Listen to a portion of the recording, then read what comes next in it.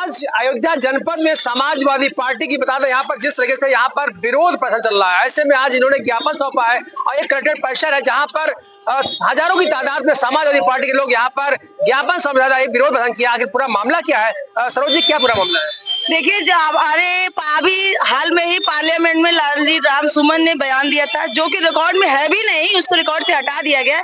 लेकिन फिर भी करनी सेना उसको बार बार लेकर देश में पूरा आतंक का माहौल पैदा करी है।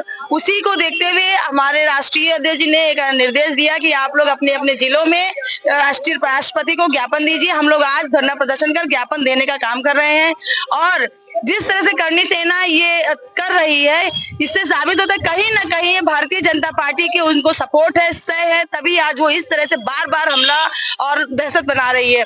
अगर नहीं है तो वो करनी सेना पर सख्त से सख्त कार्रवाई करके इस दहशत का माहौल को बंद करें, क्योंकि देश में शांति व्यवस्था बनाए रखना सरकार की प्रथम प्राथमिकता होती है, जो सरकार नहीं कर रही है। हमारी आपके चैनल से माध्यम से मांग है कि भारतीय जनता पार्टी सरकार करनी सेना पर कड़ी से कड़ी कार्रवाई करके उनको इस शांति व्यवस्था को बरकरार रखे। लगातार ये जिस तरह से विरोध प्रदर्शन चल रहा है और लगातार करनी सेना जो हमलावर हो रही है, ऐसे में क्या कहेंगे आप? ये जो इस समय सरकार चल रही है वो देश के संविधान के खिलाफ है। जिस तरीके से हमारे माननीय सांसद रामजी लाल सुमन के ऊपर तलवारें लहरा करके उनके घरों पे पत्थर फेंक करके मारना और उनके घरों को घेरना, ये पूरे संविधान के खिलाफ है। मैं मानता हूँ कि माननीय सांसद जी अगर कुछ इतिहास के पन्नों से उन्होंने कुछ अगर राज्यसभा सांसद में कहा है तो उसपे उसके खिलाफ जो है आप जो है संवैधानिक आपको कार्रवाई करनी चाहिए, ना कि जो है उनके ऊपर तलवारें लहरा करके और जो है पत्थर उनके घरों पत्थर फेंक करके। और माननीय सांसद जी का जो है सुरक्षा बढ़ाई जाए।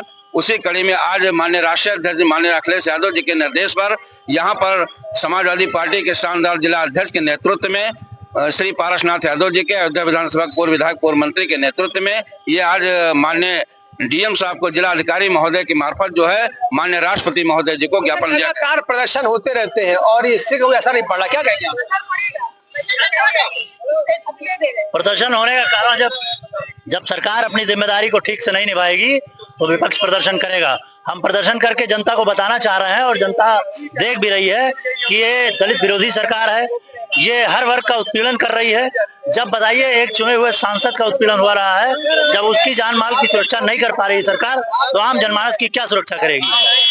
इसलिए हम अपने राष्ट्रीय अध्यक्ष श्री अखिलेश यादव जी के आह्वान पर हम सभी समाजवादी पार्टी के कार्यकर्ता आज ज्ञापन दिए हैं कि सरकार को हम हमारे देश की प्रदेश की जनता को सुरक्षा मुहैया कराने के लिए जिम्मेदार होना पड़ेगा।